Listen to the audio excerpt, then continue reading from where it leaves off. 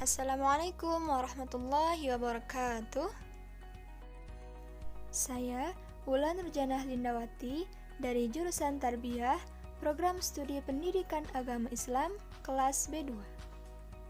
Insyaallah, pada kesempatan kali ini saya akan membahas materi mengenai indahnya ikhlas dalam beribadah. Adapun kompetensi inti pada pembelajaran ini adalah yang pertama, memiliki sikap ikhlas dalam beribadah sebagai implementasi dari pemahaman ayat-ayat Al-Quran tentang keikhlasan dalam beribadah pada Quran Surat Al-An'am ayat 162-163, Quran Surat Al-Bayyinah ayat 5, dan hadis riwayat Bukhari dari Aisyah radhiyallahu anha. Yang kedua, memahami ayat-ayat Al-Quran tentang keikhlasan dalam beribadah pada Quran Surat Al-An'am ayat 162-163, Quran Surat Al-Bayyinah ayat 5, dan hadis riwayat Bukhari dari Aisyah radhiyallahu anha. Tujuan pembelajaran ini adalah yang pertama, agar dapat membaca Quran Surat Al-An'am ayat 162-163, Quran Surat Al-Bayyinah ayat 5, dan hadis riwayat Bukhari dari Aisyah radhiyallahu anha.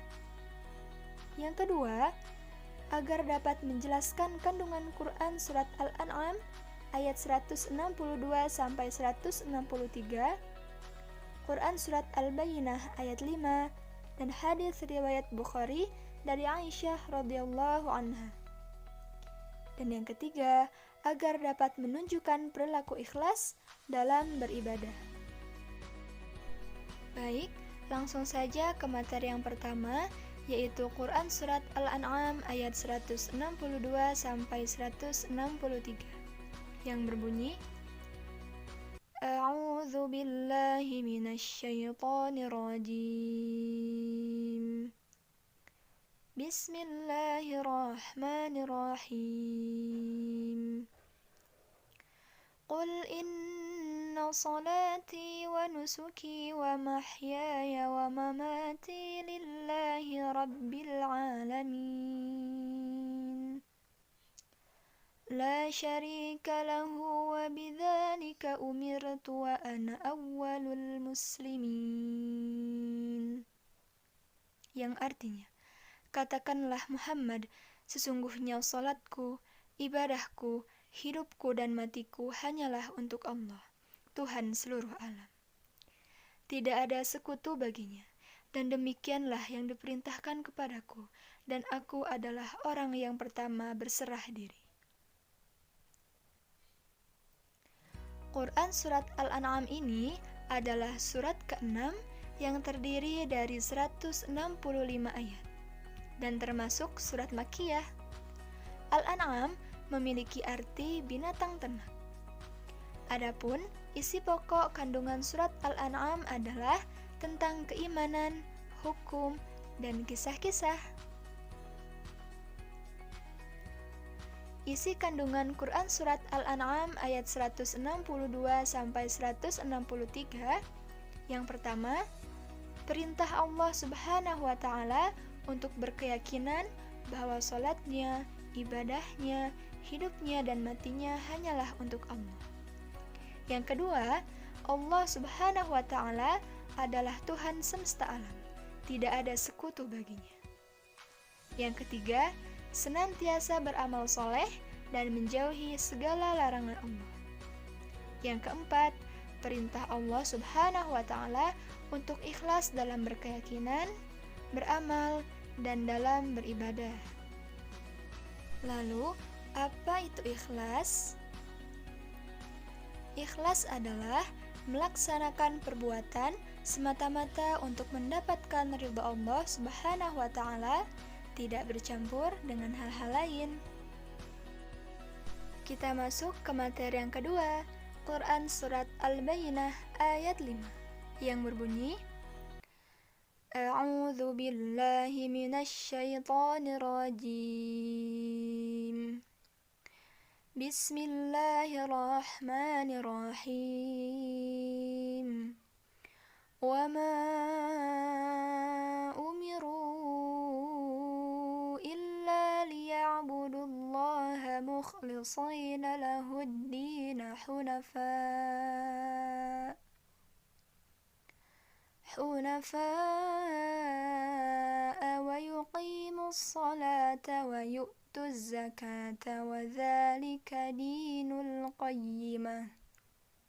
Yang artinya, padahal mereka hanya diperintah menyembah Allah dengan ikhlas menaatinya, semata-mata karena menjalankan agama, dan juga agar melaksanakan salat dan menunaikan zakat.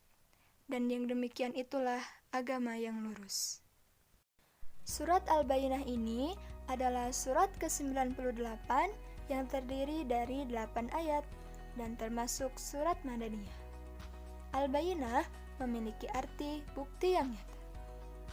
Adapun isi pokok kandungan surat Al-Bayyinah adalah tentang pernyataan ahli kitab dan orang musyrik bahwa mereka akan tetap sampai datang Nabi yang dijanjikan Tuhan. Isi kandungan dari Quran Surat Al-Bayyinah ayat 5 ini, yang pertama, perintah untuk beribadah kepada Allah Subhanahu wa Ta'ala dan menaati ajaran Allah dengan lurus. Yang kedua, perintah untuk sholat 5 waktu. Sholat ini sangat besar artinya karena merupakan tiang agama. Yang ketiga, perintah untuk menunaikan zakat, untuk menyucikan harta dan menumbuh kembangkannya. Dan materi yang ketiga adalah hadis. An Aisyah radhiyallahu anha anna Nabiyallah sallallahu alaihi wasallam kana yaqumu min layli hatta tatafattar qadamah. Faqalat Aisyah, lima tasna'u hadha ya Rasulullah? وَقَدْ غَفَرَ اللَّهُ لَكَ مَا تَقَدَّمَ مِنْ ذَنْبِكَ وَمَا تَأَخَّرَ. قَالَ أَفَلَا أُحِبُّ أَنْ أَكُونَ عَبْدًا شَكُورًا. فَلَمَّا كَثُرَ لَحْمُهُ صَلَّى جَالِسًا فَإِذَا أَرَادَ أَنْ يَرْكَعَ قَامَ فَقَرَأَ ثُمَّ رَكَعَ. رواه البخاري. Yang artinya, dari Aisyah radhiyallahu anha bahwa Nabi sallallahu alaihi wasallam melaksanakan sholat malam hingga kaki beliau bengkak-bengkak. Aisyah berkata, "Wahai Rasulullah sallallahu alaihi wasallam, kenapa engkau melakukan ini, padahal Allah Subhanahu wa Ta'ala telah mengampuni dosamu yang telah berlalu dan yang akan datang?" Beliau bersabda, "Apakah aku tidak suka menjadi hamba yang bersyukur?" Dan tatkala beliau gemuk, beliau sholat sambil duduk. Apabila beliau hendak ruku, maka beliau berdiri kemudian membaca beberapa ayat lalu ruku. Hadis riwayat Bukhari. Hadis tersebut menjelaskan betapa Rasulullah Sallallahu Alaihi Wasallam yang tidak memiliki kesalahan dan dosa karena beliau ma'sum atau karena terpelihara dari dosa, masih senantiasa melaksanakan ibadah salat malam bahkan sampai bengkak-bengkak kakinya. Beliau adalah teladan kita, insan ciptaan Allah Subhanahu wa Ta'ala yang paling mulia. Dasar beliau melaksanakan ibadah yang sedemikian itu bukanlah mengharap pujian. Beliau melaksanakan dengan dasar ikhlas hanya untuk mencari keridhaan Allah Subhanahu wa Ta'ala semata dan sebagai ekspresi rasa syukur kepada Allah Subhanahu wa Ta'ala. Menurut pengarang kitab Manazilus Sa'irin, ikhlas itu ada 3 derajat. Yang pertama, tidak melihat amal sebagai amal, tidak mencari imbalan dari amal, dan tidak puas terhadap amal. Yang kedua, malu terhadap amal sambil tetap berusaha. Dan yang ketiga, memurnikan amal. Maksudnya adalah melakukan amal berdasarkan ilmu agama. Adapun sikap dan perilaku yang dapat diterapkan dalam kehidupan kita adalah yang pertama, senantiasa beribadah kepada Allah Subhanahu wa Ta'ala secara ikhlas. Yang kedua, senantiasa tidak mengingat amalan baik yang telah diperbuat, karena terkadang akan menimbulkan kemalasan dalam beribadah. Dan yang ketiga, selalu bersyukur kepada Allah Subhanahu wa Ta'ala atas segala nikmat yang Ia berikan. Dan terakhir, simpulan. Orang yang senantiasa ikhlas akan banyak memperoleh manfaat dalam hidupnya, dan segala kesulitannya akan terbantu oleh ibadah yang diterima Allah Subhanahu wa Ta'ala. Alhamdulillah, semoga bermanfaat dan semoga kita termasuk hamba yang senantiasa ikhlas dalam beribadah. Wassalamualaikum warahmatullahi wabarakatuh.